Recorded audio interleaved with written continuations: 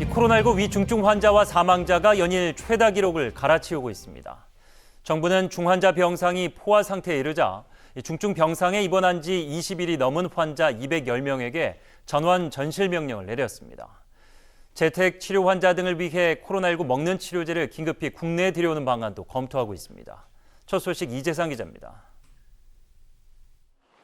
오늘 0시 기준 코로나19 신규 확진자는 6,919명입니다. 위중증 환자는 하루 새 20명이 늘어 1,083명으로 역대 최다 기록을 또다시 경신했습니다. 지난 21일부터 사흘째 1,000명대를 기록 중입니다.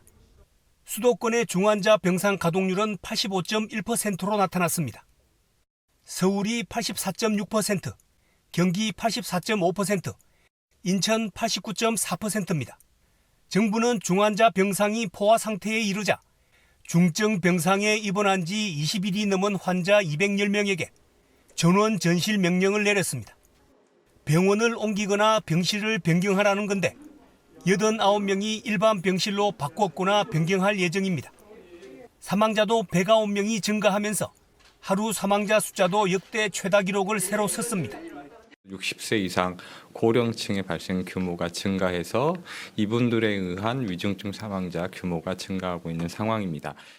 국내 오미크론 감염 환자는 12명이 추가돼 누적 246명으로 나타났습니다.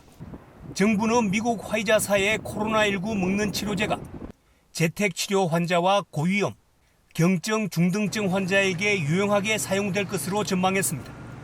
식약처 긴급 사용 승인 일정에 맞춰 올해 말까지 도입 물량과 시기가 검토될 것으로 보인다며 치료제가 충분히 확보될 수 있도록 제약사와 긴밀히 협의 중에 있다고 설명했습니다. OBS 뉴스 이재상입니다. 미국에서는 우리나라가 도입을 검토하고 있는 먹는 알약 형태의 코로나19 치료제를 처음으로 긴급 승인했습니다.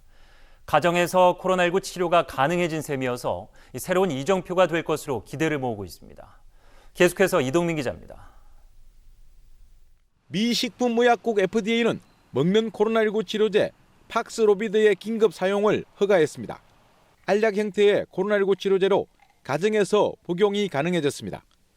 화이자의 임상실험 결과 감염 뒤 5일 이내 팍스로비드를 복용하면 중증과 사망 확률은 89% 줄여주는 것으로 나타났습니다.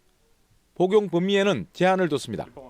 FDA는 양성 판정을 받은 사람 중 입원 가능성이 크고 고위험군에 속하는 성인과 12세 이상에만 사용을 허가했습니다. 또 구입 시 의사처방전을 받도록 했고 노인을 비롯해 비만과 심장병 등 기저질환을 가진 환자도 살 수 있게 했습니다. is remdesivir is already fully approved and is available in a 3-day course, which in a recent study showed to dramatically diminish the need for hospitalization. 미 정부는 이미 팍스로비드 1,000만 명분을 선구매한 상태로 우리 정부도 팍스로비드의 긴급 사용 승인 검토에 착수했습니다. 이런 가운데 오미크론이 미국에서 3주 만에 50개 주 전체로 확산되면서 우세종으로 확인됐습니다. 유럽은 오미크론 확산세가 더 심각해지고 있습니다. 독일 보건장관은 오미크론으로 5차 확산이 불가피해 4차 접종이 필요하다는 판단을 내놨습니다. 프랑스도 확진자가 7만 2천여 명으로 곧 10만 명의 확진자가 나올 것이라며 오미크론의 우세종화를 예고했습니다. 영국은 하루 확진자가 10만 명을 넘기면서 성탄절 이후 추가 조치를 예고했습니다. OBS 뉴스 이동민입니다.